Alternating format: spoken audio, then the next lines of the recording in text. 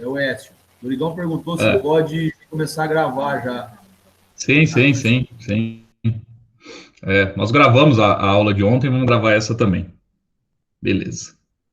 No encontro de ontem, eu fiz uma apresentação aí básica sobre o que alguns autores da educação, de diversas áreas, né, da área da filosofia, da área da psicologia, como que esses sujeitos entendem educação. O que significa educação e qual que é o papel da escola.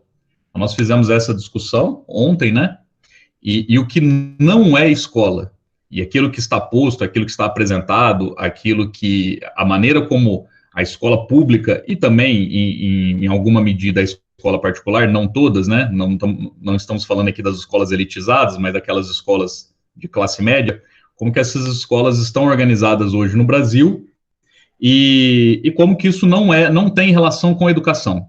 Educação tem a ver com entender os fenômenos, enxergar além das aparências, e para isso eu preciso daquele tripé que a gente trabalhou ontem, que é a ciência, a filosofia e a arte.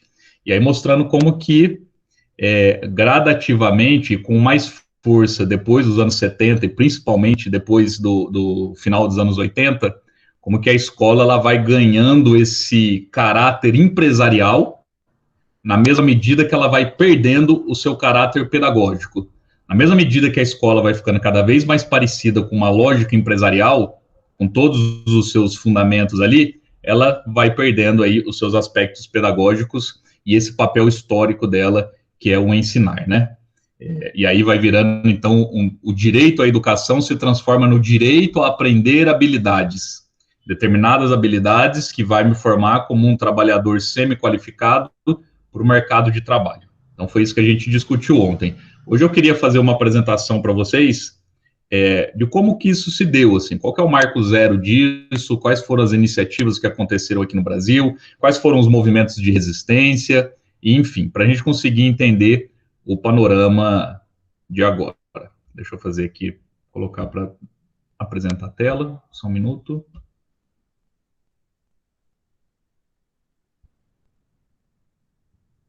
Tá aparecendo aí, né, para vocês? Foi, apareceu sim. Beleza. Ontem eu terminei mostrando para vocês um pouco da apostila que nós, professores aqui do Estado de São Paulo, utilizamos e como que ela é recheada desses aspectos aí toyotistas da educação, né? Da situação de aprendizagem, das habilidades e competências e como que isso não tem relação com a educação. Aí eu queria só mostrar um último material aqui também, que é da Escola de Período Integral. Não existe mais essa disciplina, tá? Essa disciplina era do terceiro ano, chamava Introdução ao Mundo do Trabalho. Ela era exclusiva das escolas de período integral. Não existe. Agora, essa disciplina que se chamava assim, Introdução ao Mundo do Trabalho, ela foi incorporada a uma outra que chama Projeto de Vida. Então, esse material não foi abandonado, ele foi incorporado por um outro material.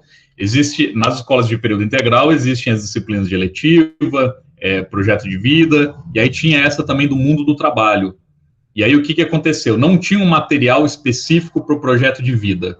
O professor elaborava aquilo que ele mais ou menos se orientava pelos currículos, agora pela BNCC. Agora existe um material do projeto de vida. E o material do mundo do trabalho foi absorvido por esse material do projeto de vida. Então ele não existe mais. Mas olha que interessante que ele era, né? Então, olha lá, material de apoio do Programa de Ensino Integral do Estado de São Paulo, então é um material oficial do nosso Estado, chama Introdução ao Mundo do Trabalho, ele era exclusivo para terceiro ano do ensino médio. Olha que interessante, quem organizou esse material foi o Instituto Unibanco. Nós vamos ver depois como que essas instituições se organizam e não vou nem dizer que influenciam, são os caras que de fato condicionam a educação, são os caras que definem políticas públicas em relação à educação no Brasil. São essas instituições ligadas a bancos ou a grandes conglomerados aí como a Ambev, por exemplo. Então, aqui os caras nem têm vergonha na cara de esconder isso, porque antigamente não era assim que acontecia. Você percebia pelo nome dos elaboradores, as pessoas que pensaram esse material, que eram ligados a essas instituições. Agora não, agora eles colocam mesmo lá na contracapa, para quem quiser ver, que quem elaborou esse material foi o Instituto Unibanco. E aí, a maneira como é trabalhado a questão do trabalho, o conceito trabalho, né, que é tão presente na sociologia, principalmente na teoria marxista, ele é bem esvaziado desse conteúdo sociológico aqui, pensando no trabalho apenas como um conjunto de habilidades mesmo, para ser trabalhado com o aluno. Então, olha lá onde eu grifei, se alguém não estiver conseguindo ler. Feito esse recorte, 2 aspectos diferenciam aquele que busca sua primeira oportunidade de trabalho: as competências socioemocionais e as habilidades de leitura, escrita e matemática, adquiridos na formação escolar. Lembra que eu falei para vocês, mostrei uma citação de um grupo de empresários na Conferência Mundial da Educação em Jomtien, na Tailândia, em 1990, que eles falaram, a gente quer isso daqui para... É esse tipo de jovem trabalhador que eu quero. A escola precisa desenvolver isso aqui nele. As competências socioemocionais, leitura escrita, o cálculo matemático, lembra? Então, isso aqui está colocado aqui no material para o professor se orientar e preparar a sua disciplina. Depois ali embaixo, a iniciativa, comprometimento, responsabilidade, ética, relacionamento, comunicação interpessoal, capacidade de trabalhar em equipe, criatividade e resiliência são algumas atitudes esperadas do profissional. Ele acabou de descrever aqui as características do toyotismo que eu tinha colocado para vocês no slide ontem. Aqui está exatamente as características do novo tipo de trabalhador que eu preciso para esse novo rearranjo do capital, que é o modelo toyotista. Então, é só de curiosidade mesmo, tá? Para vocês perceberem como que isso está presente nos materiais oficiais. Bom, tá. Para entender esse histórico, eu preciso primeiro compreender o que foi o consenso de Washington lá em 1989. Bom, falei para vocês, em 1970, eu não sei o nível de acúmulo aqui das pessoas que estão participando, então eu tento ser o mais didático e introdutório possível. Desculpa se estou chovendo no molhado aqui para a maioria de vocês, mas a intenção é contemplar todos, então tem que ser bem introdutório. Mas lembra que eu falei para vocês, então, que nos anos 70, o capitalismo passa por uma reestruturação, conhecido como reestruturação produtiva, aquele modelo fordista dentro da cadeia produtiva em que o foco era ali a indústria, isso passa por um processo de transformação, a gente entra aqui no modelo toyotista, e o avanço das ideias neoliberais, agora do Estado mínimo, do reajuste fiscal, da retirada de direitos trabalhistas, isso tudo começa a acontecer a partir dos anos 70. E em 1989, um grupo de economistas e administradores em Washington lançam uma cartilha do que deve ser essa reestruturação para a América Latina. Então, quais são as mudanças, as reformas que a América Latina precisa passar para entrar dentro desse movimento de reestruturação e de ideias neoliberais? Olha lá, foi uma recomendação internacional elaborada em 89, que visava incentivar a conduta econômica neoliberal com a intenção de combater as crises e misérias dos países subdesenvolvidos, sobretudo da América Latina. Reforma fiscal, abertura comercial, política de privatizações e redução fiscal do Estado. O que está acontecendo aqui na América Latina e no mundo, de maneira geral, é o fim do chamado Estado do Bem-Estar Social. Então, desde do final da Segunda Guerra Mundial, que o Estado ele tinha o compromisso de garantir direitos básicos para o mínimo de qualidade de vida para aqueles sujeitos. Então, direito à moradia, direito à saúde, direito à educação, direitos trabalhistas, que envolvia ali licença maternidade, férias, enfim, uma remuneração mínima, né, um salário mínimo para esse trabalhador, enfim, tudo isso começa a desaparecer agora, a partir dos anos 70, nos anos 80, lá, Margaret Thatcher no Reino Unido, Ronald Reagan nos Estados Unidos, enfim, o movimento neoliberal começa a acabar com essas políticas públicas, esses direitos que o Estado concedia, e uma coisa que os neoliberais fazem, que os liberais, né, no caso, liberais, neoliberais, mesma coisa,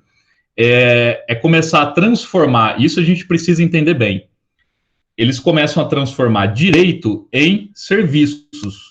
Tem uma entrevista da Marilena Chaui, muito interessante, de uns 3, 4 anos atrás, que ela trabalha só isso, assim, ela vai falar só isso. Como que os neoliberais, pouco a pouco, dos anos 70 para cá, começaram a pegar tudo aquilo que foi construído no pós-Segunda Guerra Mundial como direito do trabalhador. Então, aquilo é um direito, não é algo que eu tenho que pagar, não é algo que eu tenho que pedir permissão, não é algo que eu ganho por desempenho, é um direito básico do cidadão. os direitos trabalhistas, direito à habitação, direito à saúde, direito à educação. Os neoliberais começam a transformar direito em serviço. Qual que é a diferença? O que muda quando você transforma um direito em serviço? Se ele vira um serviço, então você tem que merecer aquilo, e você tem que pagar por aquilo. Então não é qualquer um que tem esse direito.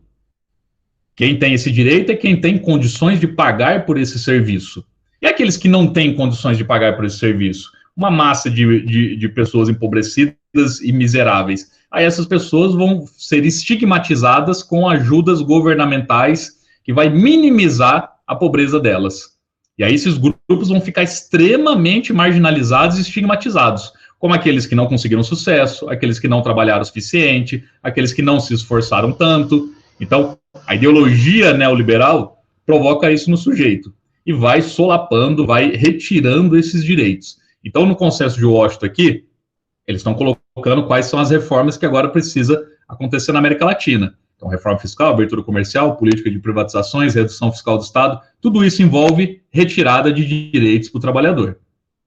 Bom, não por um acaso, um ano depois do Consenso de Washington, olha o que acontece. Lá em Jomtien, na Tailândia, Conferência Mundial sobre Educação para Todos, realizado pela Unesco, patrocinado pelo Banco Mundial, em 1990. Vai ser lá em Jomtien, na Tailândia. Então, as lideranças mundiais são reunidas nesse evento, patrocinado pelo Banco Mundial. Se você colocar no site deles lá, em momento algum você vai ver que o Banco Mundial estava por trás disso. Vai parecer que é uma iniciativa da ONU, junto com a Unesco e da Unicef, que reuniu essas lideranças para repensar a educação América Latina, África e Ásia. Vai estar escrito isso no documento oficial. Mas quem patrocina esse evento é o Banco Mundial. Quem paga o hotel para esses dirigentes, quem paga o almoço, enfim, quem faz tudo é o Banco Mundial. Quais são as necessidades básicas de aprendizagem das crianças e jovens? É isso que eles querem responder nesse evento. Então, leitura escrita, expressão oral, cálculo e solução de problemas. Aquilo que eu tinha falado para vocês lá, que eu coloquei aquela citação dos empresários. É aqui, ó, é nesse evento que esses empresários estão falando isso, tá? É nesse evento aqui, que foi a maior conferência sobre educação até hoje vista no mundo. Foi a maior de todas. Nunca teve nenhuma outra nessa mesma magnitude, tá? Essa conferência que acontece em 1990. Não por uma acaso, ela acontece um ano depois do Consenso de Washington. Porque o que é? Então, assim, a educação falando, então tá, o que nós podemos fazer para nos adequar, então, ao neoliberalismo? O que nós podemos fazer, então, para nos adequar a essa nova ordem?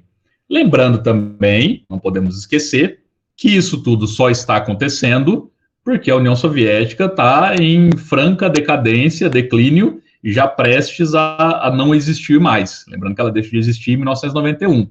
Então, esse estado de bem-estar social que foi montado ali no pós-Segunda Guerra tem tudo a ver também com esses dirigentes capitalistas dizendo, ó, se a qualidade de vida nos países socialistas é bom, é interessante, o capitalismo também pode proporcionar isso.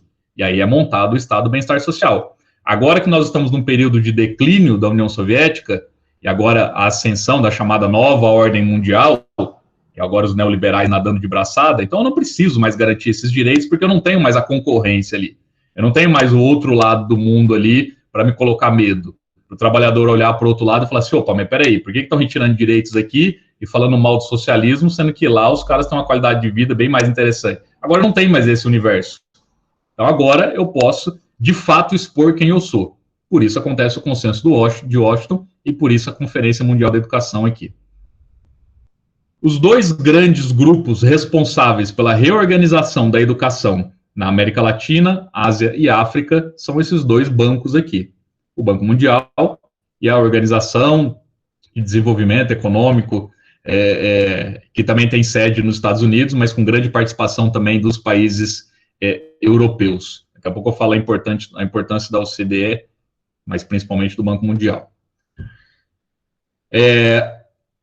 Basicamente, o que tem de grande importância nessa organização, na OCDE, é que essa organização ela é responsável pelo PISA. O PISA é o que afere, todo mundo aqui que é professor já deve ter ouvido falar disso em algum momento ou outro, fala assim, o Brasil está muito abaixo do PISA. O Jornal Nacional vai lá e fala, saiu os últimos números da educação no Brasil, estamos em 16º lugar no PISA.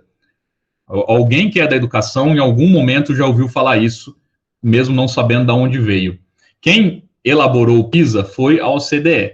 Então, o que eles fazem com esse PISA?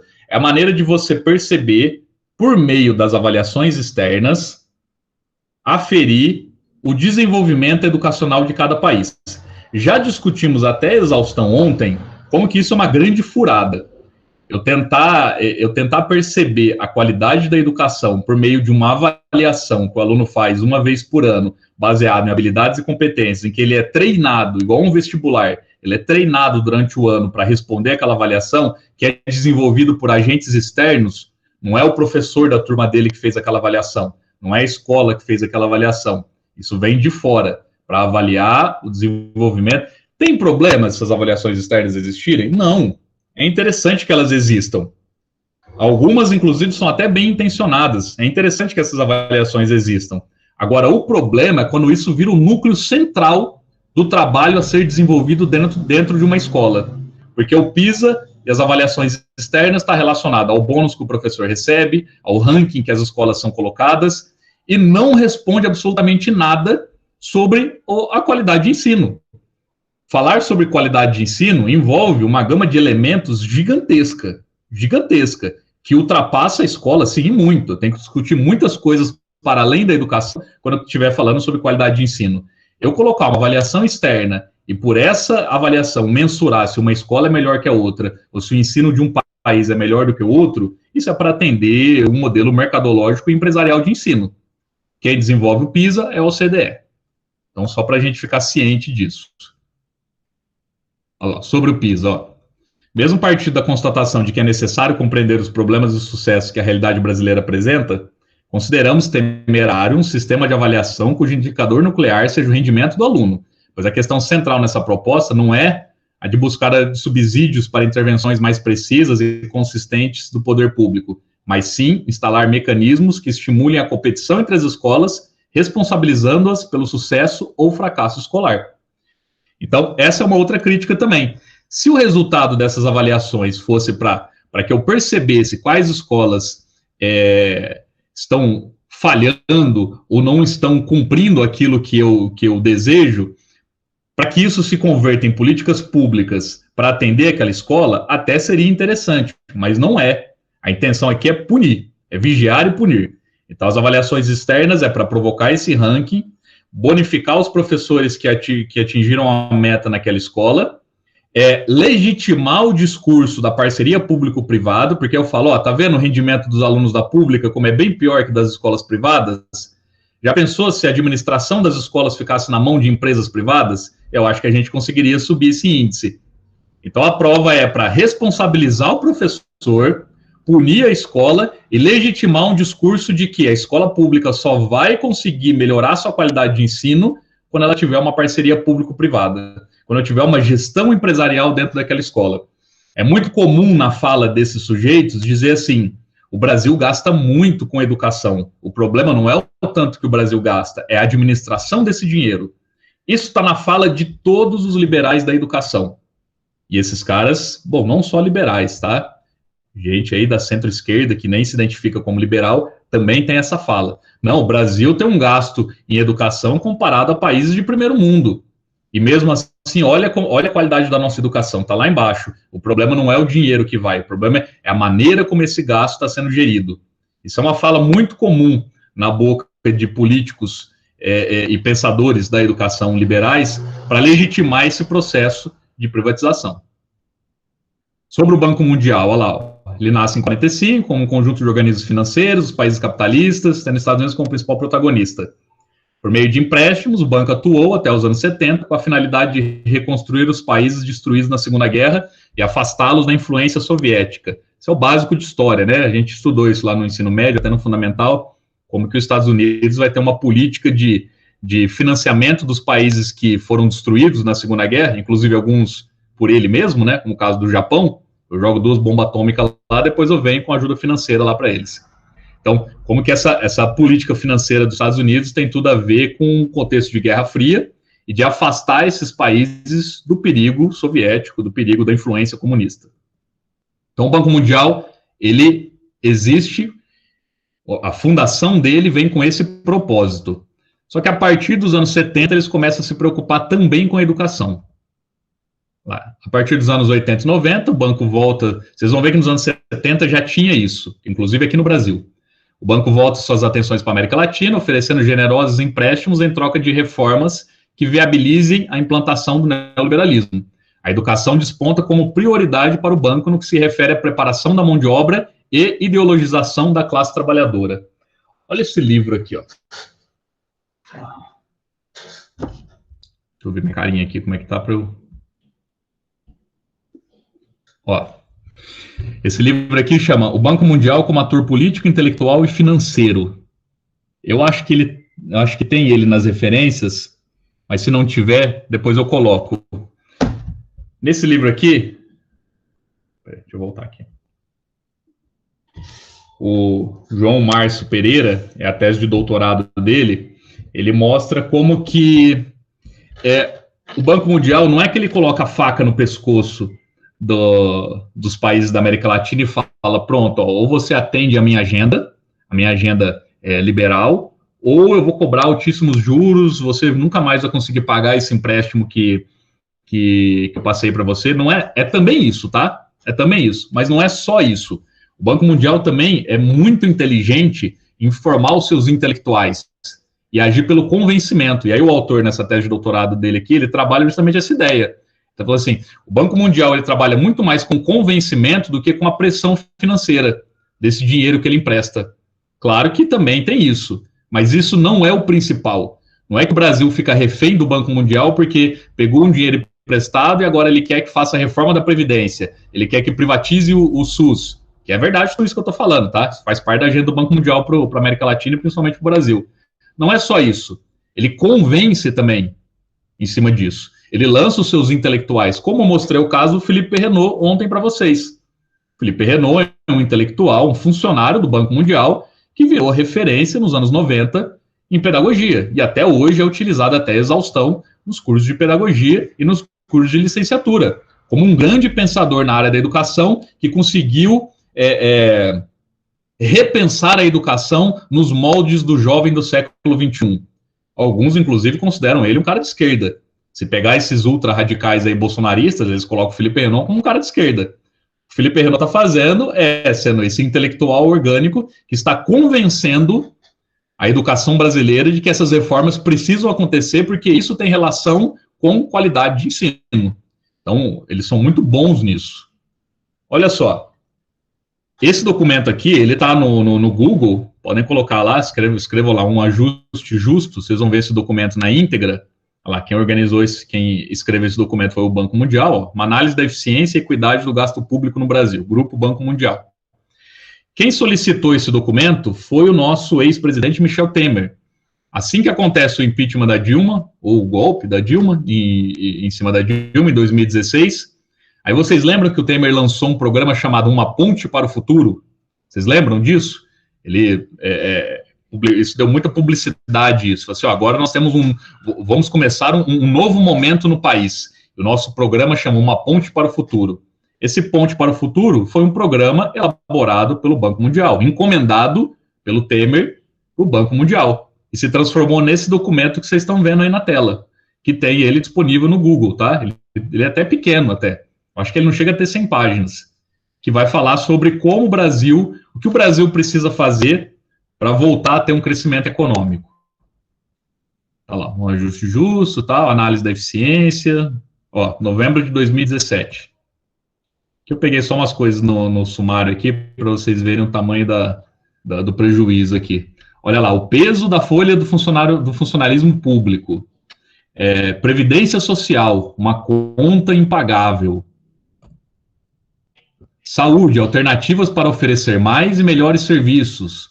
Gastar mais ou melhor, eficiência e equidade da educação pública. Então, aqui o Banco Mundial está lançando a sua cartilha para as reformas estrito sensu do neoliberalismo no Brasil.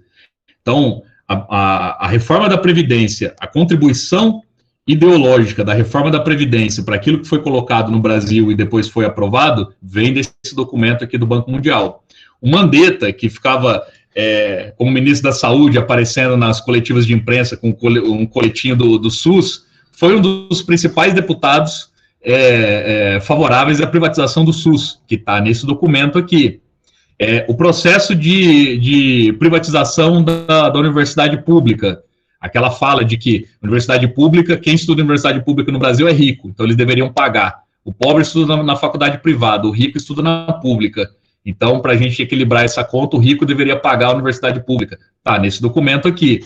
Então, para vocês perceberem como não é teoria da conspiração a coisa, tá? São coisas que estão atreladas e que depois vão sendo colocadas em prática de um processo desde os anos 70 de reformas na América Latina para se encaixar ao modelo neoliberal e dependência dos países imperialistas, para que eles continuem mantendo suas taxas de lucro.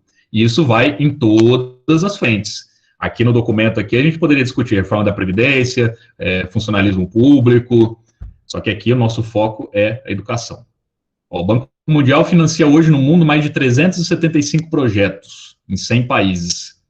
Entre 93 e 2004, o banco destinou para o Brasil 14 bilhões de dólares no financiamento de projetos, principalmente na educação básica. Municipalização da educação, privatização das universidades, escola como investimento pessoal e não como política de Estado. Olha aquilo que eu falei para vocês. É uma fala muito fácil na boca dos liberais. Não existe direito, existe serviço, existe prestação de serviço. Existe uma empresa supostamente eficiente que presta um serviço. E aí você vai fazer uso desse serviço ou não, pagando por ele ou não. Se não puder pagar, aí você vai viver, então, de programas de ajuda do governo, mas, enfim, existe prestação de serviço, não existe direito. O direito não existe porque para os liberais, né, vai ser de acordo com o seu esforço, com a meritocracia, com o trabalho, é daí que vem as suas benesses ou não. Municipalização da educação, vocês percebem, eu não sei qual o nível de acúmulo aqui sobre o tema, mas até 30, 40 anos atrás, a educação básica era toda do Estado, era praticamente toda do Estado. Hoje, Fundamental 1, você não vê mais escolas estaduais de Fundamental 1, todas elas foram municipalizadas. Aqui em Rio Preto, por exemplo, não tem nenhuma. Todo o ensino fundamental 1 foi municipalizado. Por que o Banco Mundial pediu isso? Qual que é a ideia de municipalizar o ensino? E a ideia final deles é que só o ensino médio fique na mão do Estado. E municipalize todo o resto. Educação infantil, educação fundamental 1, fundamental 2. A ideia da municipalização, primeiro, a descentralização do Estado. Quanto mais descentralizado do Estado for, melhor. E como os recursos do município não são suficientes para aquela escola, e nem o repasse que são feitos dos estados e da federação, do ente federal, eu facilito a privatização. Porque se a escola não tem mais recurso suficiente para se manter, porque ela foi municipalizada, aí entra a empresa como parceira amiga. Então a empresa, o problema de vocês é dinheiro? Então, para nós, isso não é. Então vamos fazer uma parceria, a famosa parceria público-privada, que eu consigo suprir isso em você. Dinheiro eu tenho, então vamos fazer uma parceria. Só que eu também quero dar palpite na construção do currículo aqui, na contratação dos professores, no pessoal que é indicado, que não é concursado. Então, a ideia de municipalizar vem disso. Bom, privatização das universidades, então nem se conta. E essa ideia da educação como um investimento, e não como um direito. Você vai investir em... Isso também, as faculdades privadas são peritas em usar esse discurso, né? Você não está pagando uma faculdade, você está investindo em você. Isso é uma fala liberal também, que se alguém fica usando ela, por favor, pare. ênfase no material em detrimento dos fatores humanos. Por que a ênfase no material? Livros, bibliotecas, videoaula, apostila, em detrimento dos fatores humanos, formação, experiência e salário do professor. Bom, primeiro, as empresas que vão fornecer esse material para o Estado também fazem parte desse conglomerado, também fazem parte desse plano. Não é por um acaso, né? O Brasil tem um dos maiores conglomerados educacionais do mundo. Então, esses caras vão vender material para o Estado, nem que seja para depois jogar fora esse material, nem que seja para ficar ali uma sala cheia de livros, que depois metade daquilo vai passar para os alunos, a metade vai ficar lá até um material novo, dali 2, 3 anos, e o diretor fica doido para saber como que ele vai se livrar daquele monte de livro que está na sala. Não importa. Para esses caras não importa se esse livro vai chegar na mão do aluno ou não. O que importa são as licitações e a parceria dessas empresas com o Estado. O Estado vai gastar milhões com essas empresas na compra de livros, de videoaulas, de apostilas, e quem está elaborando esse material também são eles. E quanto mais eu invisto em material e menos invisto no professor, mais a função do professor vai perdendo a sua importância. Vai perdendo a sua importância porque eu transformo o professor num professor tarefeiro. Um professor que já tem o material todo pronto, que ele não participou do processo, o professor não elabora o seu plano de ensino, nem o seu plano de aula ele elabora direito.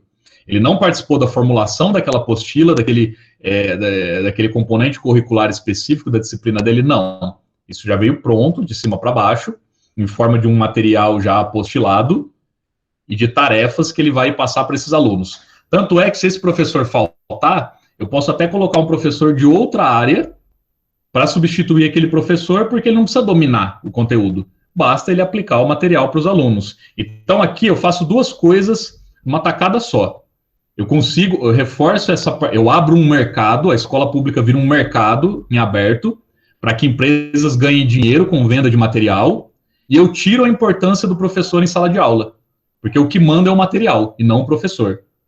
A progressão continuada que tem no Estado de São Paulo faz parte dessa cartilha, dessa diretriz também do Banco Mundial. Isso faz aumentar, porque a ideia é diminuir a evasão escolar. O aluno para de frequentar a escola porque ele fica desanimado, porque ele reprova muito. Então agora o aluno não reprova mais. A qualidade cai lá embaixo, mas não tem mais evasão escolar. Aí eu uso isso como propaganda política para falar, olha só, tantos alunos começaram um ano, 95% desses alunos terminaram um ano. Olha só, a educação está dando certo. E as avaliações externas, como a gente já discutiu, né? Que é a maneira de eu mensurar, de eu aferir a qualidade de ensino, mas na verdade o que eu estou fazendo é só atendendo uma agenda empresarial. Participação do Banco Mundial aqui no Brasil em relação à educação existe desde o período militar. Olha lá, na lei 5.692 de 71, o ensino médio profissionalizante.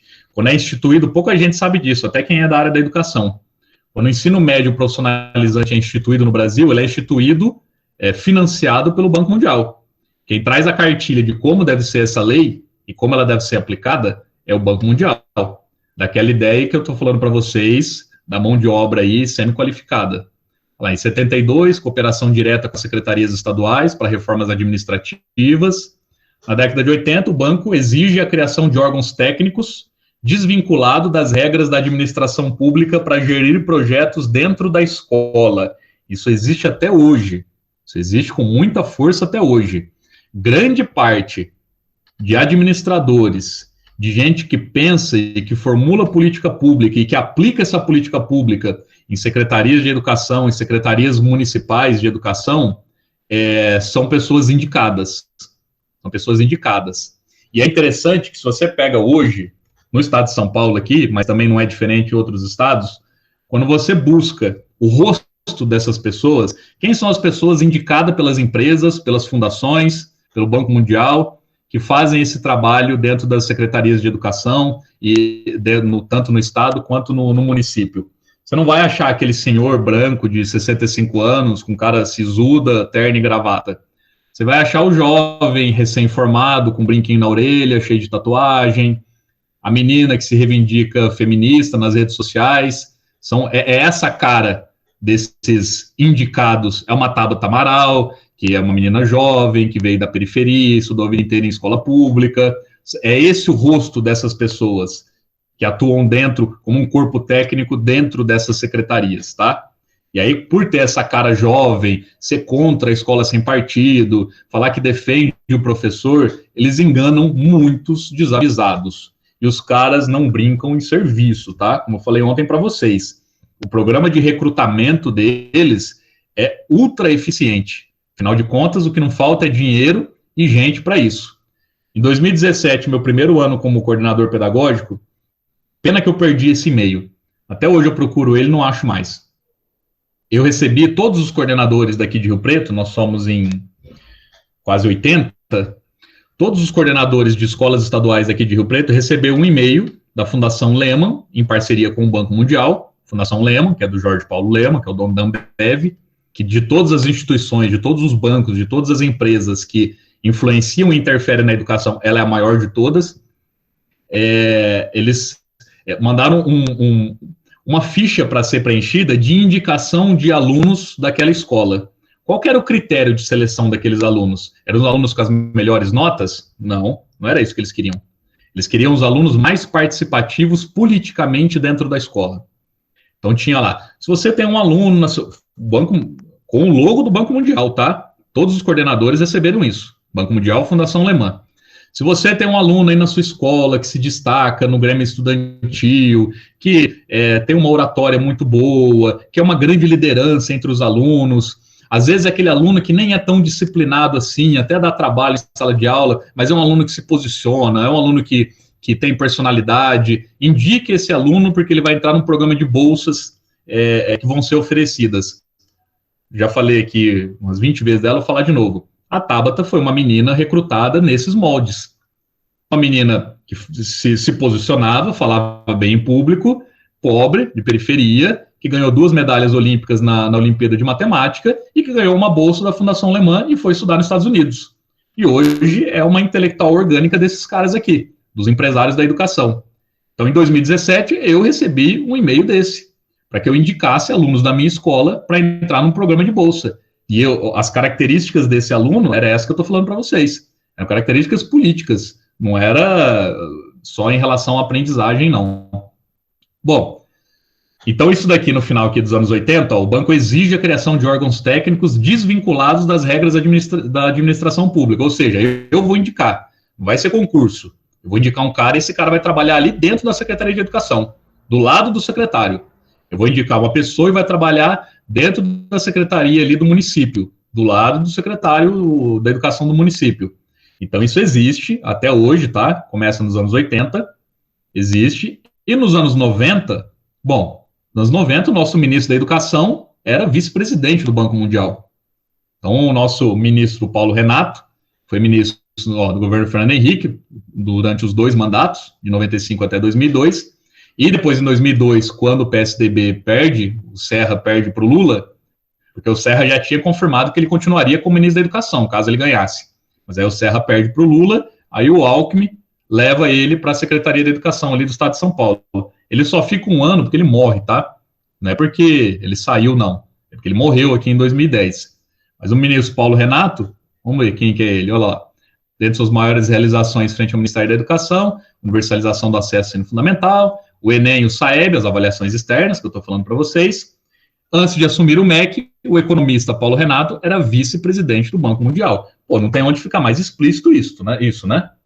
Acho que se tinha alguma dúvida pairando aí na cabeça de vocês, achando que a teoria da conspiração, a interferência empresarial no nosso ensino, acho que aqui não fica mais dúvida. Então, se nos anos 70, eles já tinham um começo da interferência do Banco Mundial aqui com projetos de leis, e depois, nos anos 80, nessa desregulamentação, nos anos 90, o próprio ministro da Educação é do Banco Mundial, é um economista. Então, por um acaso, o Brasil aí, desde os anos 80, que os ministros de Educação sabem fazer de tudo, menos gente da área da educação, né? São sempre economistas ou administradores.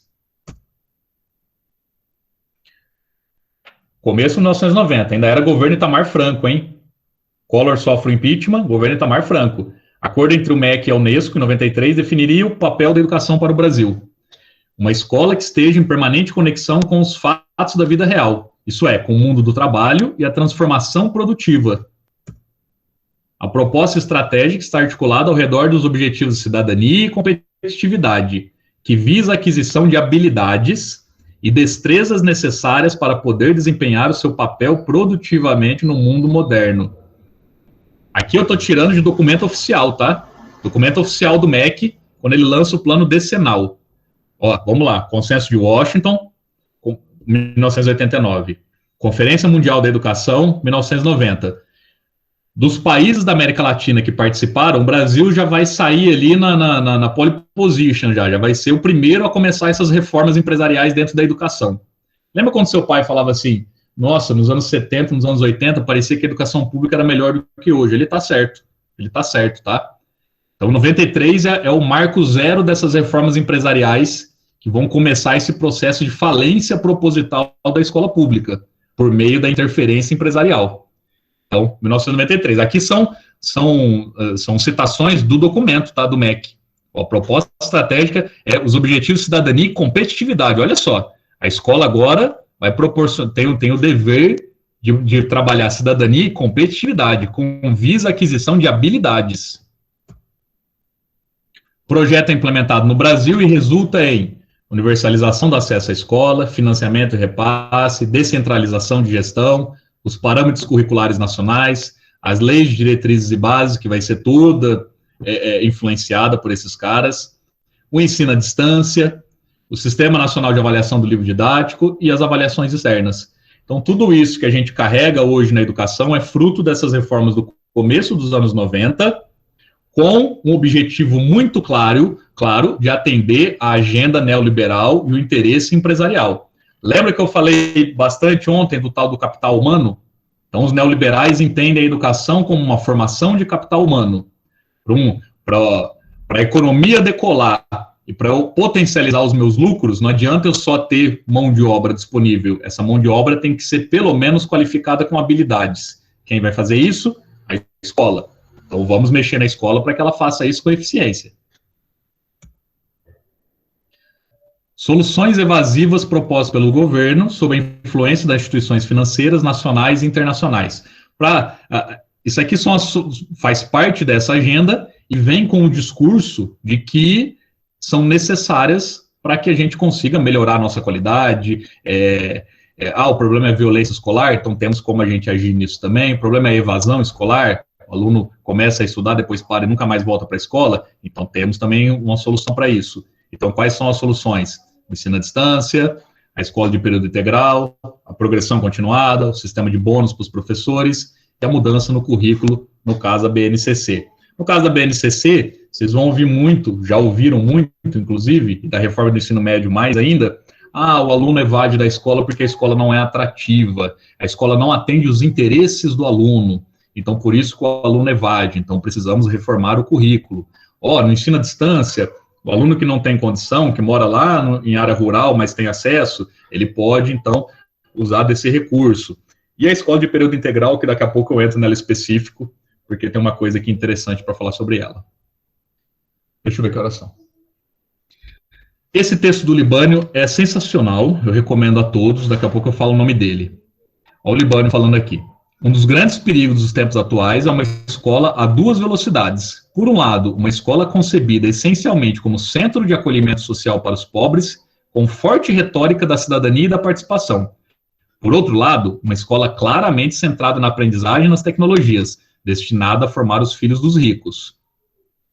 A escola abandona o seu projeto de espaço de desenvolvimento cognitivo e se transforma num simples lugar de encontro e compartilhamento entre as pessoas, em que sejam acolhidos seus ritmos e suas diferenças. A escola tradicional recebe críticas quanto ao seu modo de operar, e no lugar é proposto uma escola que ensine o aluno a lidar com problemas práticos do seu cotidiano. Última citação. Dessa forma, a política do Banco Mundial, o Libânio falando aqui, tá? Não sou eu, não. Um dos maiores nomes da educação no Brasil.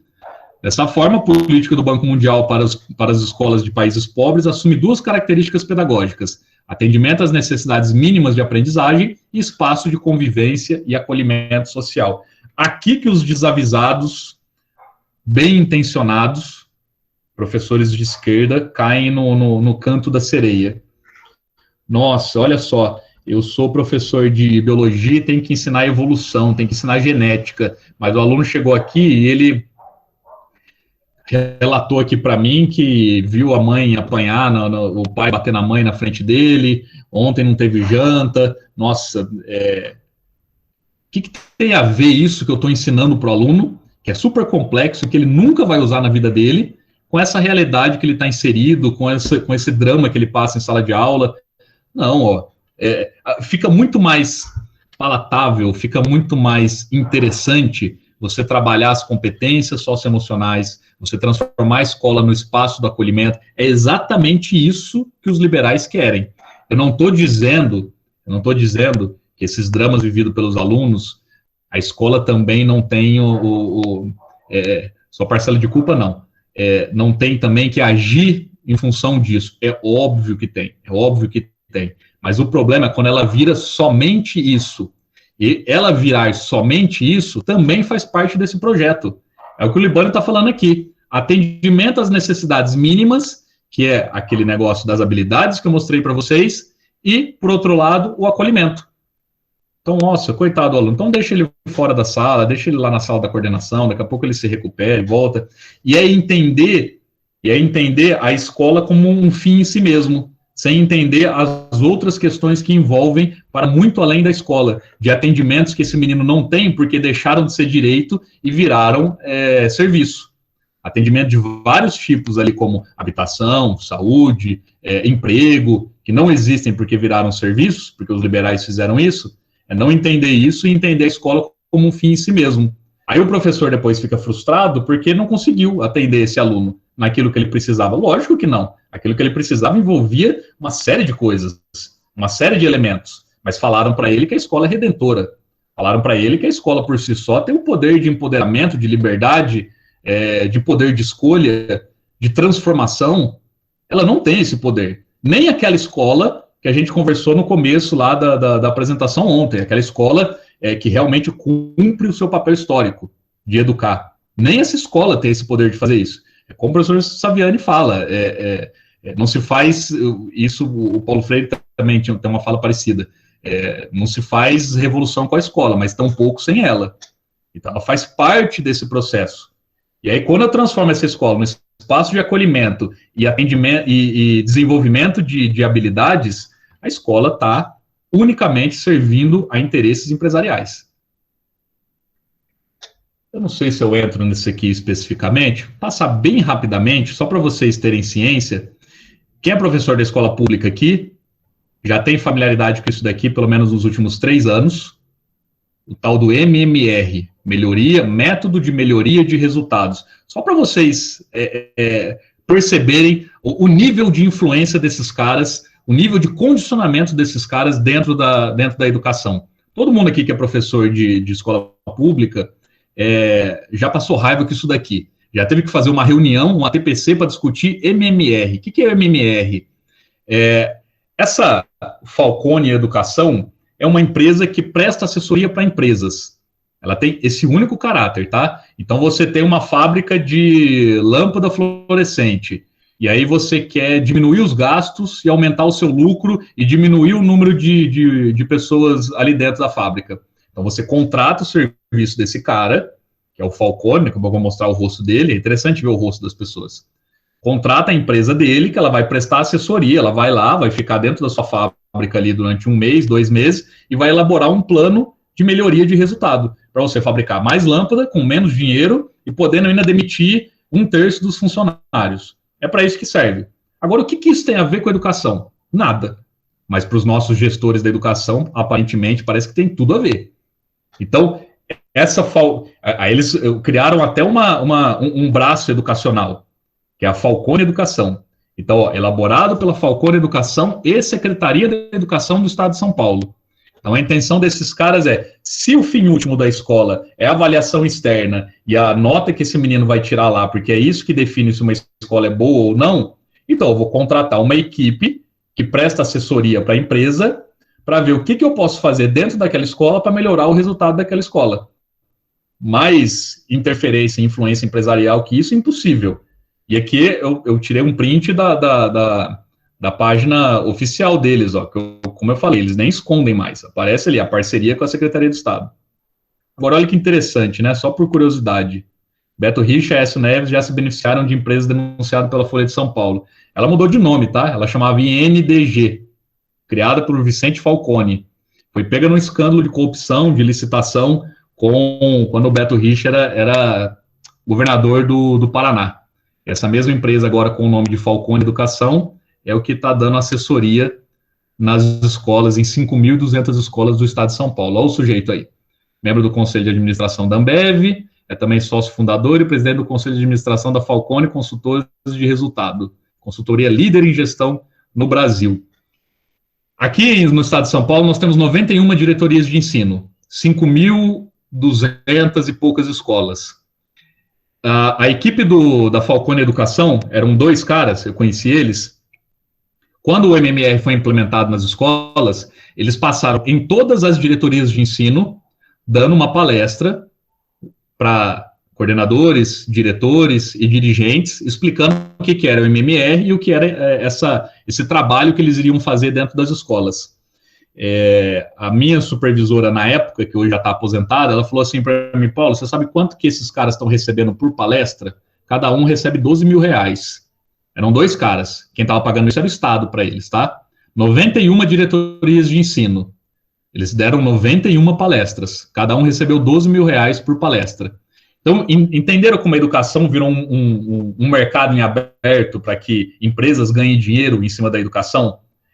É isso. E também a questão ideológica. Só aqui falando sobre isso, né? Fundado em 98, com o objetivo de prestar consultoria em empresa pública e privada. Em 2003 muda de nome, passa a atender áreas também como saúde e educação. Em 2012 passa a se chamar Falcone Consultores de Resultados, atendendo municípios, estados e entes da federação. Bom. Vou passar rápido essa parte aqui, para a gente só não... O novo paradigma, o Libano de novo. O novo paradigma propõe também um novo papel do professor. Oferece a ele um kit de sobrevivência, material apostilado, formação à distância e livro didático. A posição do Banco Mundial é pela formação aligerada de um professor tarefeiro, visando baixar o custo do pacote, formação, capacitação, salário. Vou passar rápido aqui também. Bom, para a gente chegar nesse final aqui, que aí eu já vou encaminhando aqui para o final.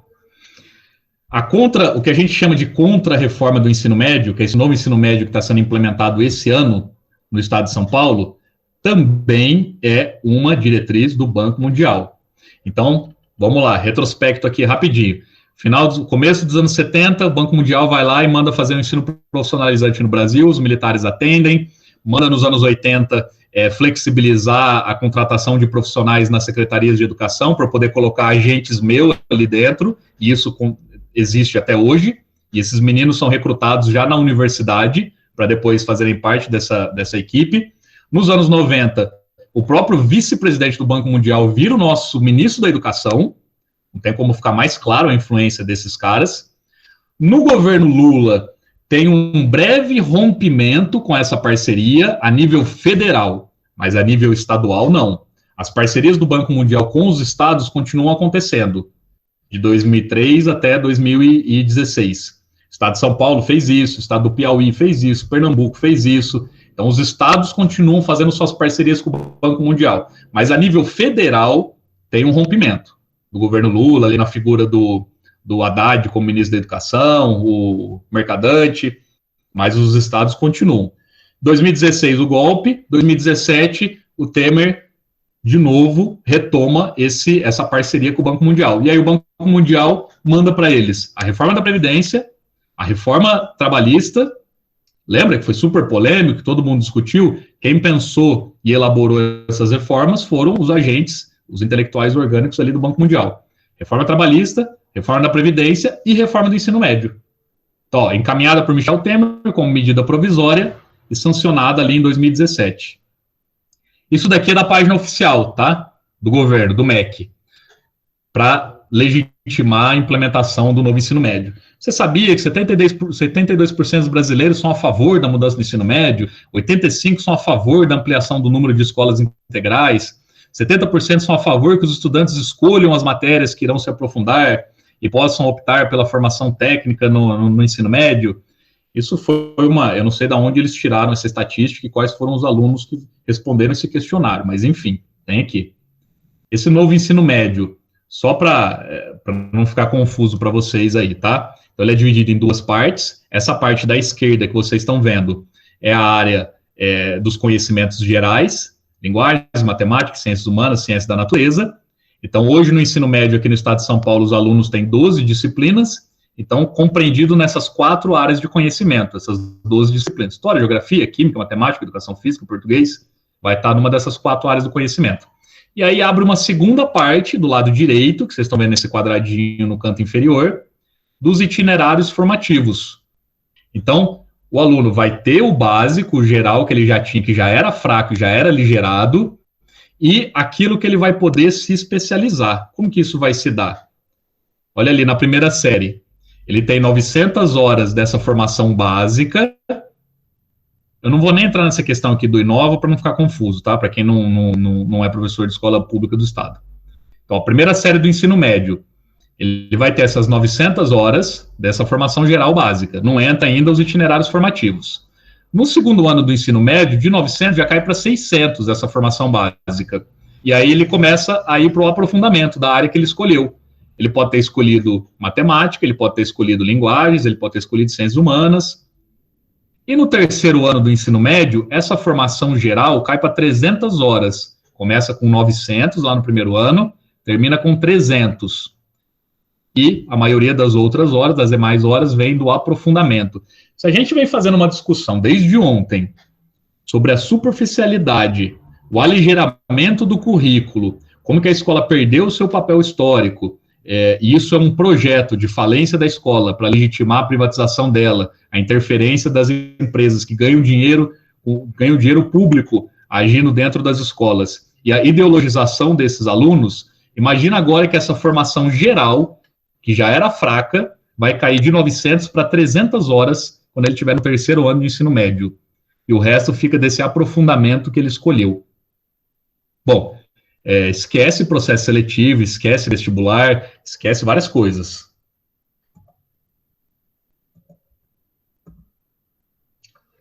Se nos anos 70 o interesse era pela profissionalização da mão de obra pobre, a intenção hoje das agências financiadoras é a escola para poucos, devido às novas configurações do mercado de trabalho. Era aqui que eu queria terminar com vocês.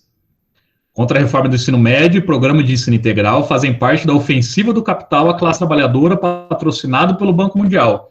Se eu falei assim, mas peraí, como escola para poucos? Você falou ontem da universalização das escolas, que a intenção é que todo mundo esteja dentro da escola, mas que não seja bem informado. Sim, até os anos 2000 era isso, mas com essas novas configurações do mundo do trabalho, com a crise econômica mundial ali, principalmente pós-2008, com aquela crise econômica que aconteceu, e a gente ainda está sofrendo as consequências dela. Como isso se aprofundou muito no mundo, e hoje nós temos uma massa de miseráveis que soma quase 4 bilhões de pessoas no planeta, agora essa escola, de novo, não pode ser para todos. E como que os caras lançam essa ofensiva? De várias maneiras. Por exemplo, nos últimos 5 anos, praticamente foi extinto o ensino noturno. Antigamente, todas as escolas tinham ensino noturno. Foram aprovadas leis de que, não, se tiver só 4 salas, não é viável, é um gasto desnecessário manter aquela escola aberta no período noturno. Então, fecha aquela escola, manda essas 4 salas para uma outra escola. Então, você foi concentrando o ensino noturno numa única escola e fechando nas outras. Em algumas cidades pequenas, nem tem mais ensino noturno. Alguém falou alguma coisa? Não, foi aqui. Em algumas cidades pequenas, nem existe mais ensino noturno. Ué, como fica, então, esse aluno que trabalha e que depende do ensino noturno? Ele fica sem escola. E agora, o crescimento das escolas de período integral, que funciona das 7 da manhã às 4 da tarde. O Dória disse que até o final da gestão dele, 60% das 5.200 escolas vão ser escolas de período integral. E o aluno que trabalha? O aluno que trabalha meio período. Tem muitos alunos estagiários que trabalham meio período. Estudavam de manhã, trabalhavam à tarde e descansavam à noite. E esse aluno esse aluno agora não pode mais estudar à tarde. Não tem ensino médio à tarde para ele. Noturno também fechou. Ele vai ficar sem escola.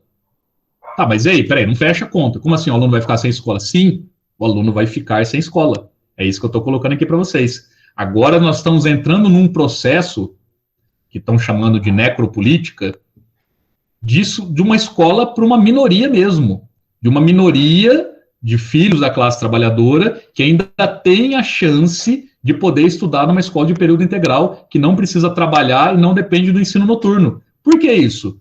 Porque o mercado de trabalho não é para todos. Eu até tinha isso há umas décadas atrás, agora eu não tenho mais. O aprofundamento das reformas neoliberais e a crise econômica mundial acabou com vaga no mercado de trabalho. No Brasil são 15 milhões de desempregados e 32 milhões na informalidade. Você tem noção do que é isso? Os poucos funcionários públicos que ainda existem, agora com uma reforma administrativa, vão perder sua estabilidade.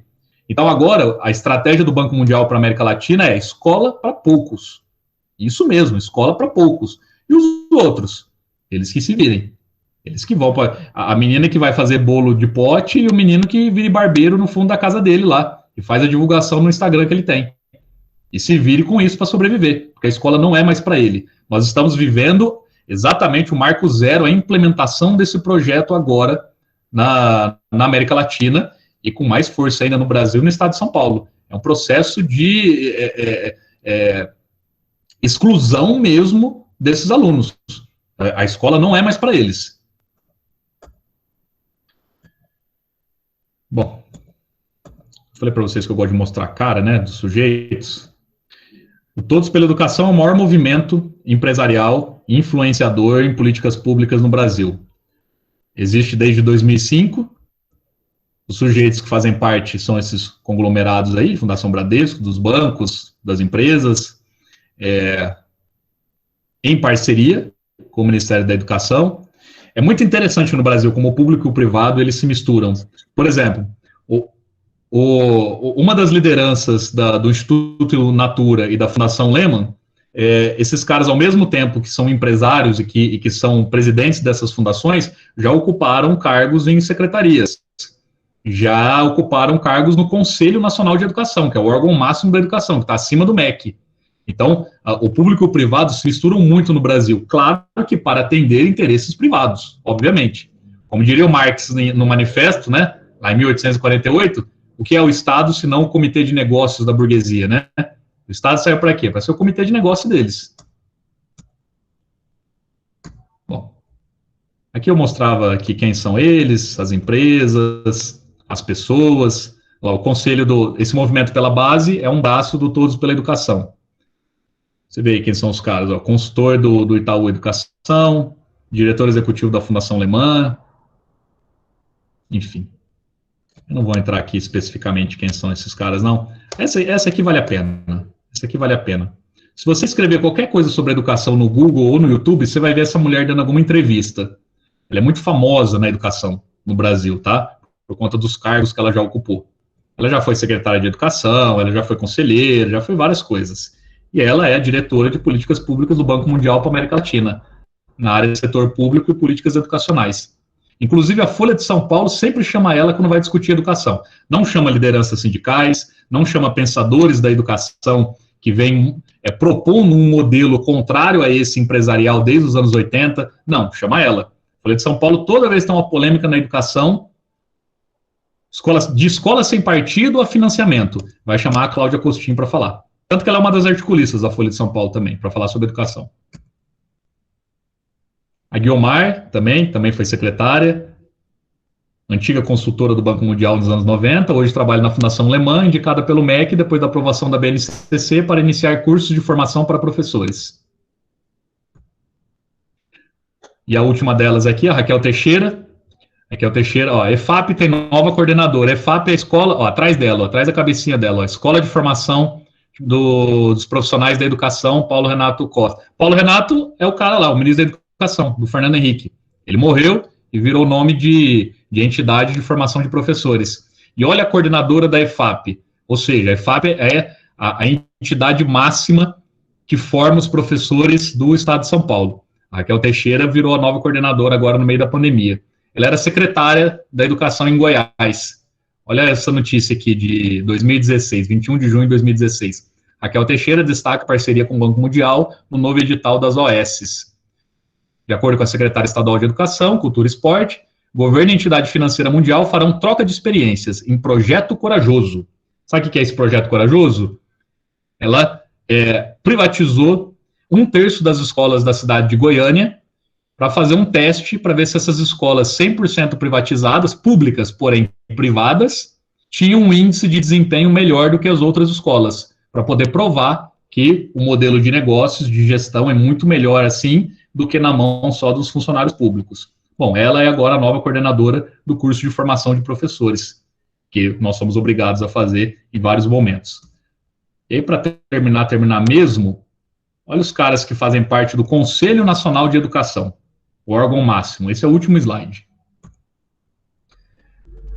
O Anderson Luiz, que é professor da UFRJ, um professor conservador. O Aristides, que é reitor de faculdade. José Barroso Filho, ministro do Superior Tribunal Militar.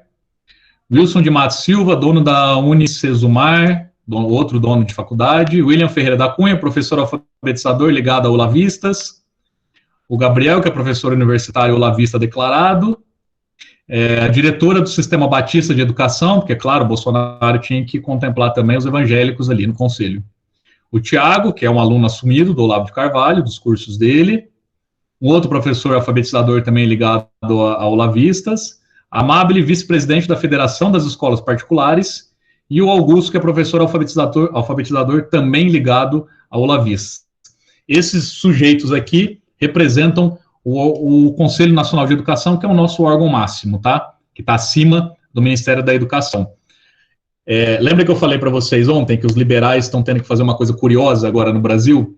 Eles estão tendo que dividir espaço com a extrema-direita. Então, se você pega os membros do Conselho de 2015, de 2010, do ano 2000, você ia ver os donos de faculdade aqui, os donos de faculdade, e esses pedagogos do Banco Mundial. Eram os caras membros do Conselho. Aí o Bolsonaro foi lá, tirou esses caras, porque na visão dele, do Vélez, que foi o nosso primeiro ministro da Educação do governo Bolsonaro, eles eram todos comunistas, então esses caras foram tirados, manteve um ou outro empresário da educação aí, como vocês estão vendo, alguns são donos de universidade, e colocou a ala ideológica olavista dele ali, né, do Bolsonaro. Então agora os liberais, eles têm que dividir espaço com esses caras. E em vários momentos isso entra em conflito, tá? Entra em conflito, porque como eu falei, os liberais, eles não são tontos, né? Eles não brincam em serviço.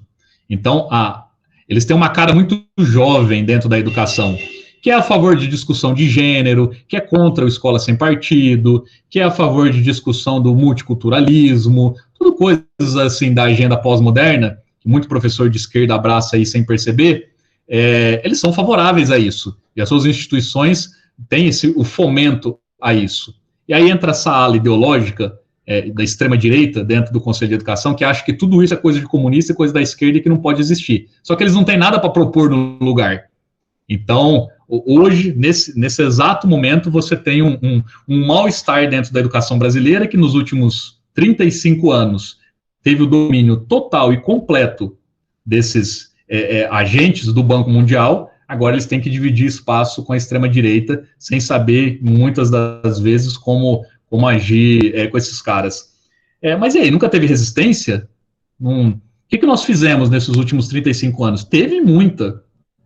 Teve vários fóruns, teve muitos encontros, muita gente se posicionou, se articulou e tentou propor algo. Só que esses caras foram tratorados, assim, sem chance alguma, até mesmo nos governos petistas, tá? No governo Lula e Dilma.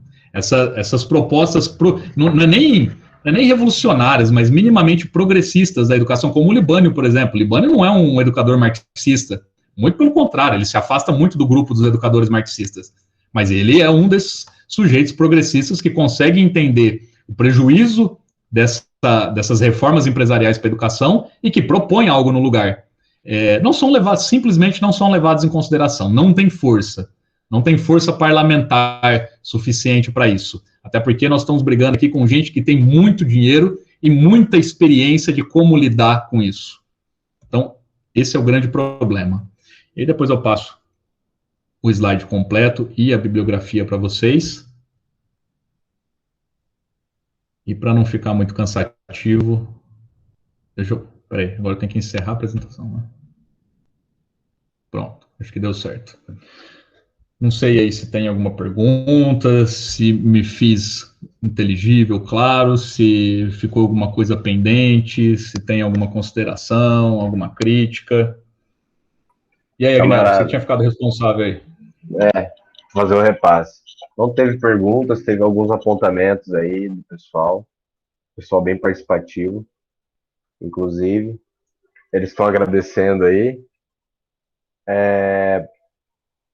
Na verdade, eu tenho uma pergunta.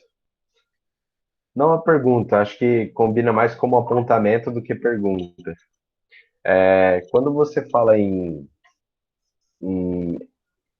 essas pessoas que representam aí a educação no Brasil, esses empresários, esses senhores aí, se é que eles merecem esse título, eles se enquadram como agentes ou reais burgueses atuando em prol do próprio sistema?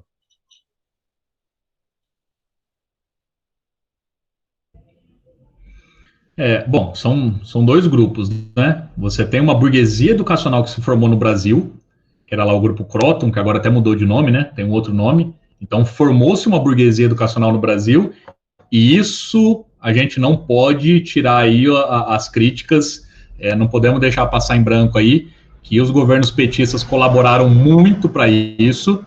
O PT gosta muito de usar como propaganda que 3% só dos brasileiros tinha nível superior, e quando a Dilma sofreu impeachment, esse número era quase 35%. Tá, só que a que custo? E que tipo de formação? Então, o PT abriu a porteira aí para as faculdades à distância, para as faculdades privadas, com um critério, assim, com poucos critérios estabelecidos aí pelo MEC, e isso deu espaço, deu margem para o Brasil formar uma burguesia educacional que virou a maior do mundo, inclusive.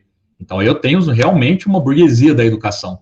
E aí nós temos os agentes desse sujeito, principalmente esses aí dessas fundações ligadas a essas empresas.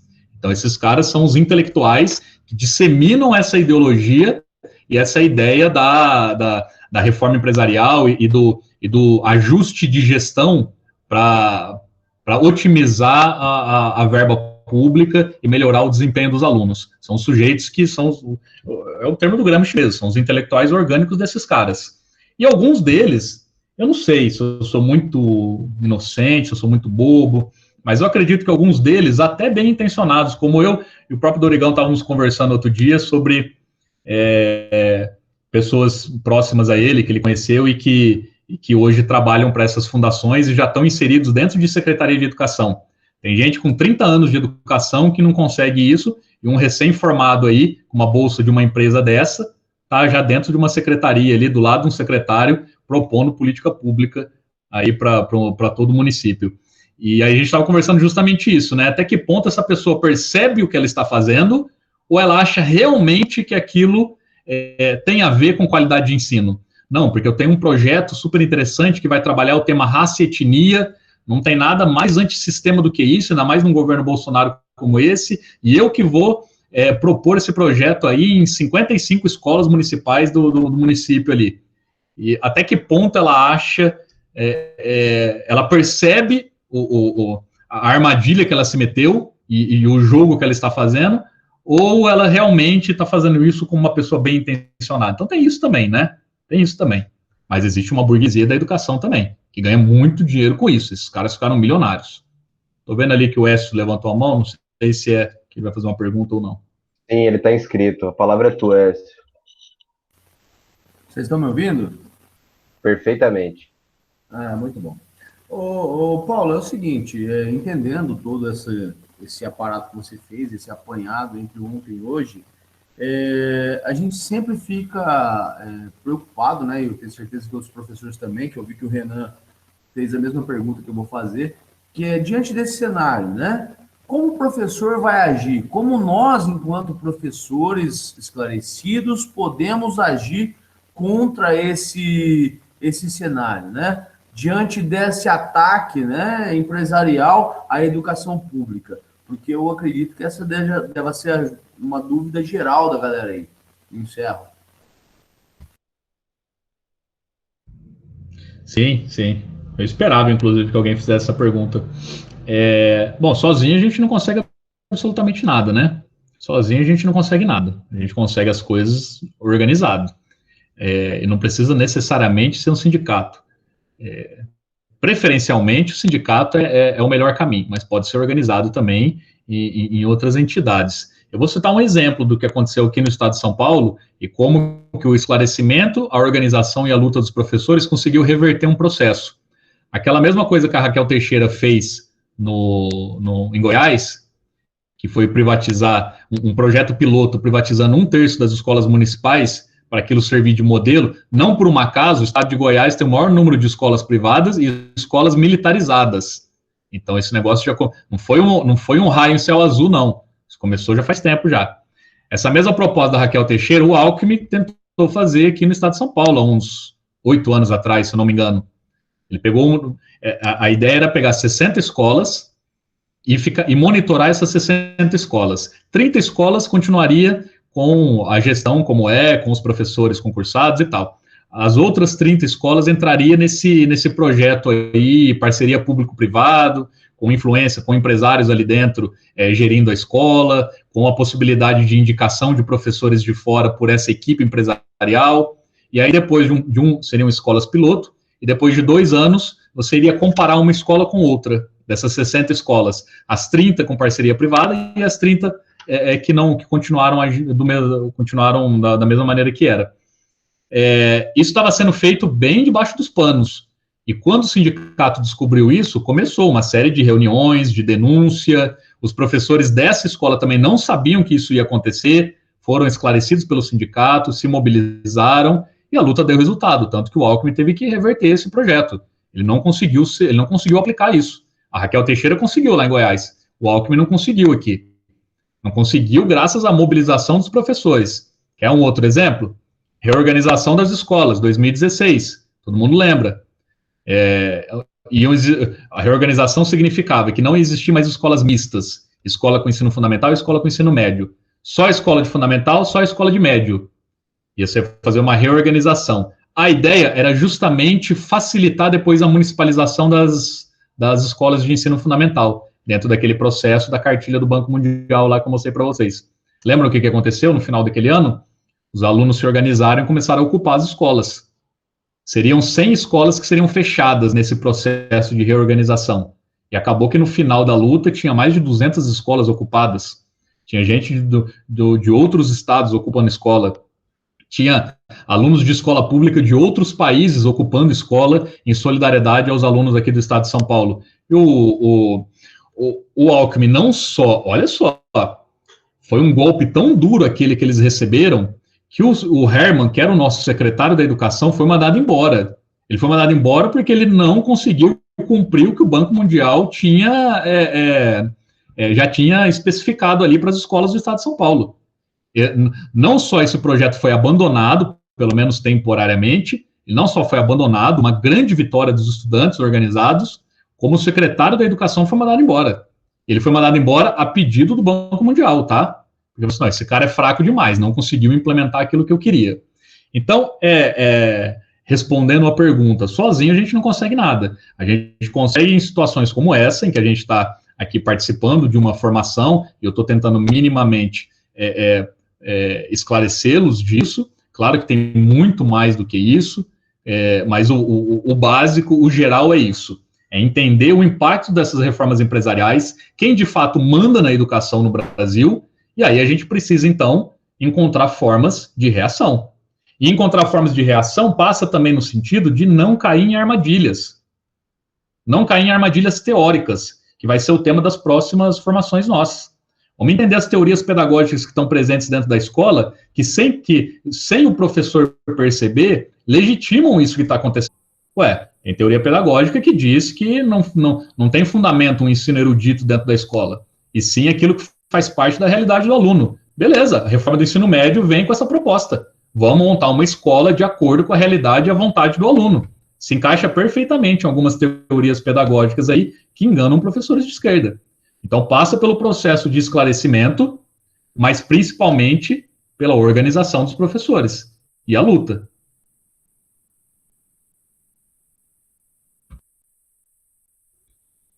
Vocês têm mais alguma pergunta? Tem mais um pessoal inscrito aí.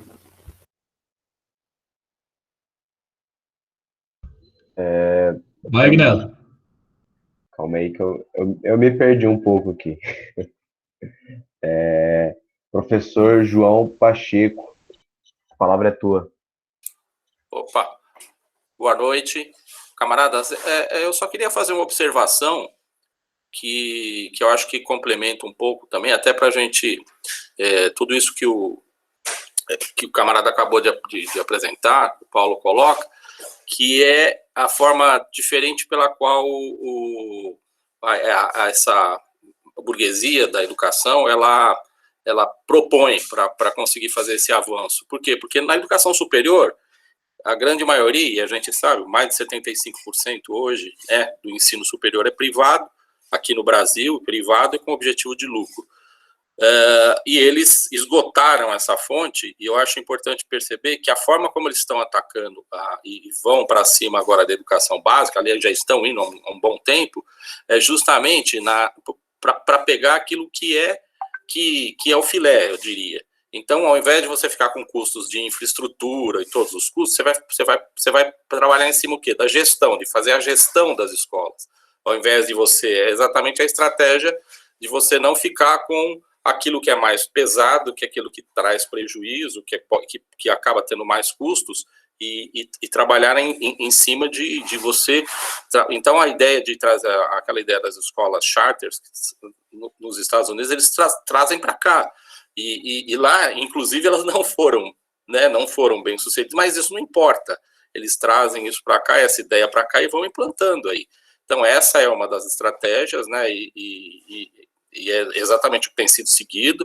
Outra coisa que o Paulo também chamou a atenção, que é importante de notar aqui, tem um viés ideológico grande, a tal da militarização das escolas. Essa militarização também, ela carrega na questão da disciplina e trazendo esse outro, uma outra forma, né, de sedução aí, para que se implante esses modelos.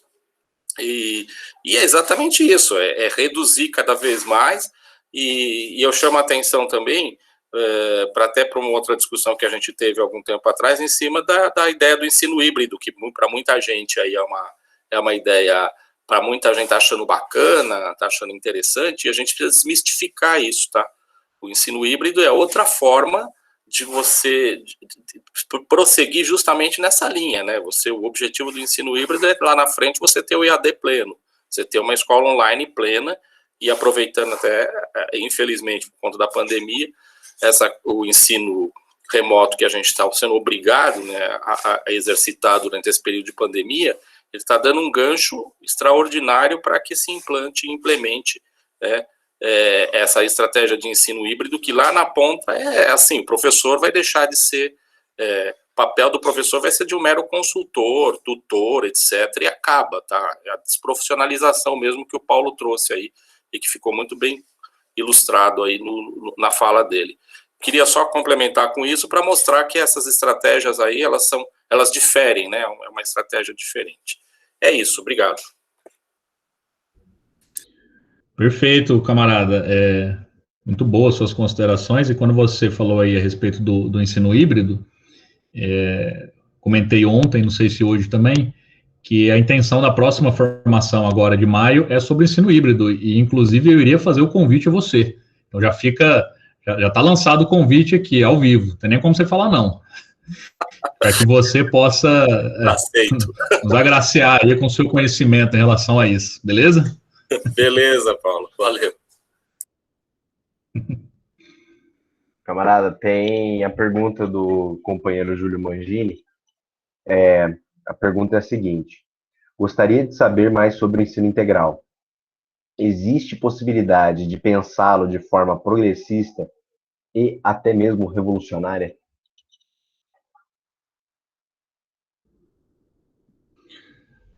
De forma revolucionária, impossível, né? Se eu falar que sim, aparece um autosseriano aqui na porta de casa e dá um tiro na minha cara. Se eu falar que é possível uma escola ter, ainda mais uma escola de período integral, uma ação revolucionária. Mas progressista, sim, claro que sim. O problema é o que está...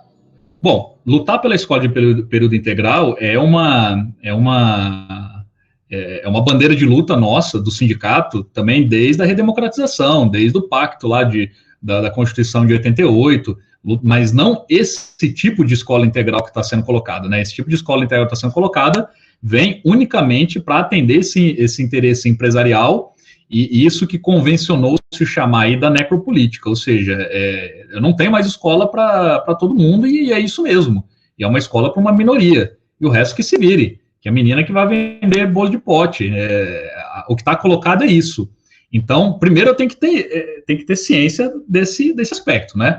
Eu tenho que saber qual que é o tipo de escola integral que está sendo implementado, que é essas PEIs, né, daqui do estado de São Paulo. Não sei a realidade de outros estados, mas o que eu posso falar com mais propriedade é daqui do estado de São Paulo. Essa escola PEI, ela é um projeto empresarial de exclusão. Isso está claro. Inclusive, eu não vou conseguir lembrar o nome agora, mas depois eu posso colocar para vocês aí, e não sei como também. Vou colocar na bibliografia aqui do slide. Aí quem quiser eu passo o slide junto. Mas tem um texto muito bom do Fegoto sobre isso, sobre esse processo de exclusão das escolas de período integral. Ele faz um mapeamento geográfico ali das escolas da capital, que já são PEIs desde 2012, algumas desde 2009, e ele mostra esse processo de exclusão do aluno trabalhador da escola. Como que o aluno trabalhador vai ficando cada vez mais impossibilitado de estudar, porque o ensino noturno não existe mais na escola dele, e a escola que ele estudava de manhã e trabalhava no período da tarde, ou no período da tarde e da noite, agora virou escola de período integral, então não serve mais para ele. Então, como que é um projeto de exclusão? Então, é uma escola para poucos, porque o mercado de trabalho agora é para poucos. Então, eu não posso mais universalizar tanto a escola assim. E aí eu preciso achar discursos que legitimem isso. Então, tem que ter ciência disso, tá? Então, eu não posso falar que a escola de período integral é uma escola revolucionária, nem que ela consiga cumprir um papel revolucionário, é impossível, porque a raiz dela já impossibilita isso, porque eu estou excluindo o aluno. Nossa, a minha escola tem 300 alunos, 298 estão organizados em sindicato e em partido. Tá, e outros 500 que estudavam lá, porque a escola tinha quase 1.000 alunos, estão fora da escola, porque aquela escola, ao virar integral, excluiu esses alunos. Então, eu tenho que ter ciência disso. Agora, dá para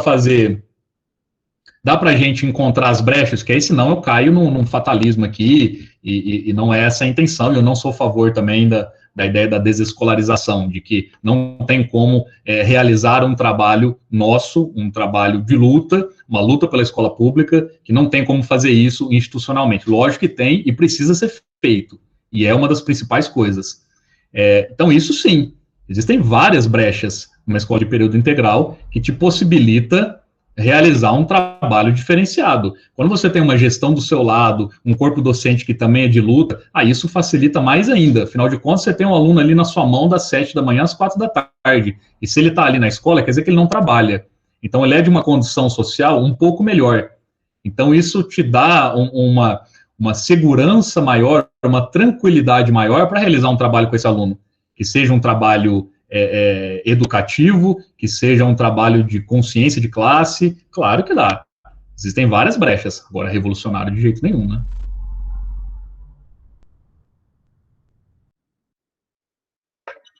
Camarada, o Écio se inscreveu de novo. Écio, a fala é tua. Não, só para complementar o que o camarada Paulo falou aí, na exposição dele de ontem, ele citou Marx dizendo o seguinte, que a forma como se organizam os modos de produção define as relações sociais, né? E a maioria dos cursos de licenciatura que existem, principalmente no interior de São Paulo, eles são permeados, eles são norteados por uma pedagogia que dá uma questão de isenção do professor em relação ao ensino, como se ele não pudesse se posicionar. Assim sendo, fica pouco provável, né, que uma escola de tempo integral, que hoje seja ocupada por esses professores que foram orientados por essa questão pedagógica, tecnicista, por sinal, não tenham esse determinado posicionamento, a não ser que eles estejam organizados e que pudessem já estar amadurecendo na questão do conhecimento e entendendo as contradições desse conhecimento e se posicionando. E outra, dependendo da gestão a qual ele está inserido. Por quê? Dentro de uma escola de tempo integral, você tem o quê? Uma gestão extremamente, como se diz assim, me fugiu o nome, caramba. Empresarial. Você tem uma gestão empresarial. Se você se posicionar, você sozinho dentro de uma escola de tempo integral, onde a gestão ela é totalmente favorável ao MMR, às questões empresariais, você vai lá e se posiciona contra tudo aquilo que está posto. Você está fora no outro ano, amigo. Você não consegue se criar. Agora, se você tem uma gestão parceira, se você tem outros pares, professores, que têm uma visão progressista minimamente, você consegue aí sim desenvolver um trabalho, né, de substância nesse nível aí, que é o que no caso o Júlio comentou. Então, basicamente, né, porque eu também estou numa escola de tempo integral, por isso que eu estou comentando, tá? Basicamente, dentro desse processo, se você é aquele professor isentão, que acha que conhecimento não tem lado, você não vai fazer revolução. Se você, no caso, é aquele cara que se posiciona e tem domínio do conteúdo, é o que o Paulo falou. Você consegue achar as brechas e dentro das brechas, mesmo dentro de um currículo engessado e extremamente mal intencionado, a gente consegue impor uma visão um pouco mais crítica da realidade. Então é isso. Encerro.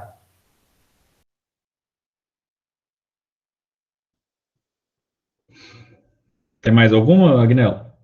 Aqui no chat, não. Mais alguém quer se inscrever? A hora é essa. Acho que não vai ter Bom, mais gente, inscrição, não. Pode ó, encerrar. beleza. Agradeço muito a participação de vocês ontem e hoje. Espero que tenha sido produtivo, que tenha sido interessante. Gostei muito aí dos apontamentos, das contribuições dos camaradas.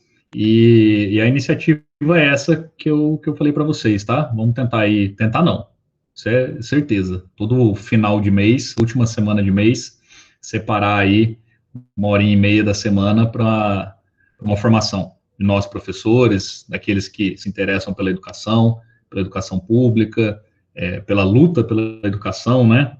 E vamos fazendo isso.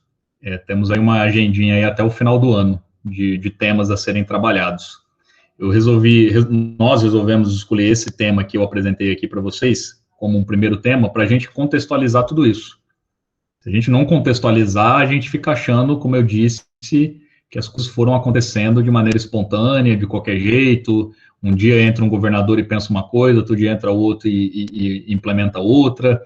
E não, né? Eu queria que vocês percebessem essa linearidade aí do projeto empresarial da educação, desde o começo dos anos 90 no Brasil, atrelado às mudanças mundiais que aconteceram no mundo do trabalho, para a gente entender a situação que nós estamos hoje.